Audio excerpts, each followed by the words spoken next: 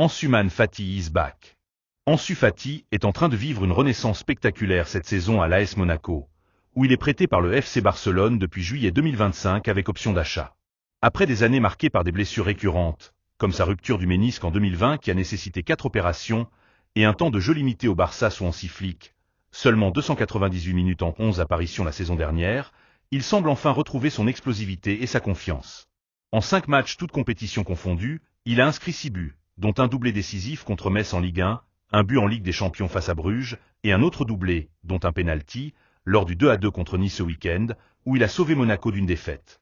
Son coach a dit l'a loué pour son intelligence de jeu, sa technique et son impact immédiat, le qualifiant de « vrai atout » et même de potentiel titulaire régulier. Il a été élu MVP du mois de septembre à Monaco, avec une efficacité impressionnante. 4 buts en 4 matchs après sa récupération, plus des stats solides comme 1,5 passes clés par match et une note moyenne de 8,9 contre Nice. Est-il de retour à son meilleur niveau?